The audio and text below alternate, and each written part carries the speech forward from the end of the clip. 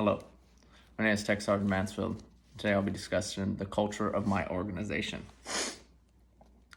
The culture of my organization is simple. They put its personnel first and foremost and care about the well-being of individuals. My organization takes a family approach, not only with the members in the unit, but with the family that they have outside the unit. They make sure every member has the support from them and their family. Although we understand the mission comes first, my organization will always step back to make sure your mental, physical, and spiritual well-being are good at all times.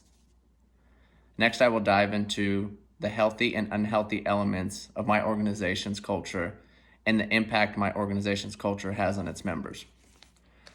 First, the healthy elements of my organization is our commander, chief, and first sergeant have a 100% open door policy. And this isn't like any other organization where you need to use your chain of command.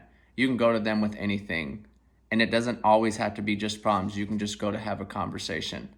The impact that has is one that shows the openness and care for the organization and its members.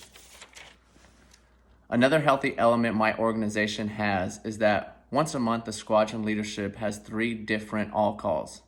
One with E4 and belows, one with E5s and E6s, and last with all senior NCOs, in order to better understand each and every member of the squadron.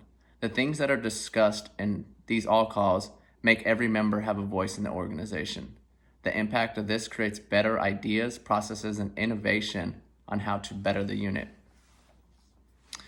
Next, we'll go to the unhealthy elements that still exist are the old way of the Air Force. For example, there are still some leaderships that get upset if an airman does not come to them with the problem and just go straight to the commander or the shirt or even the chief.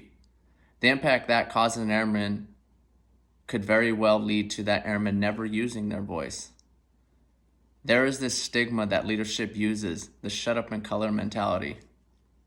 With the Air Force changing every day, we can't have that mentality to think like that, and we need to give everyone a voice.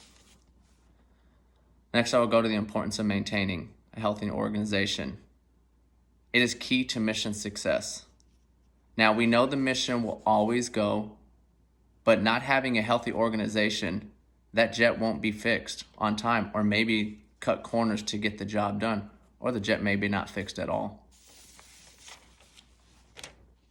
My role in shaping a healthy organization is simple.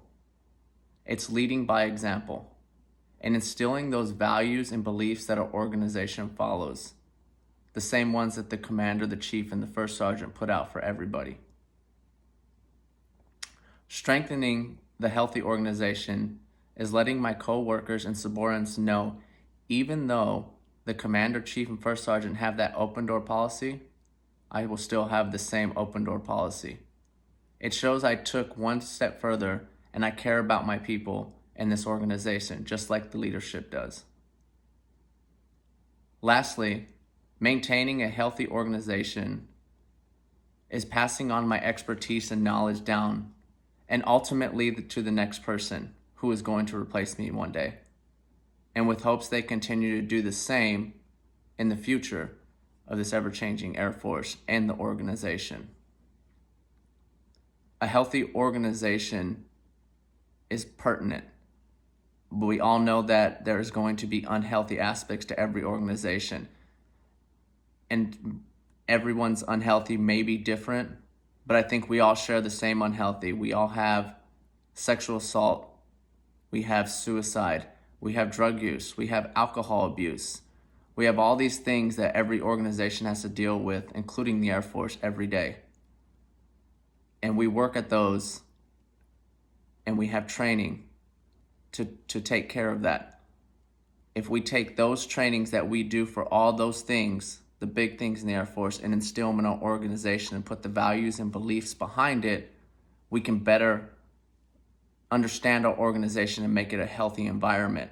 Although we have work to do when it comes to the sexual assault, the suicide, the drug abuse, and the alcohol abuse. If we can do the little things first, the big things will be a lot easier. To close this out, I would like to use a quote that I heard my commander say countless times.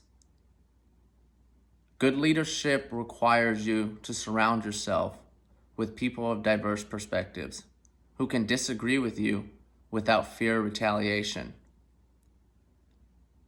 I use this every day to better understand my organization and make it a healthy environment.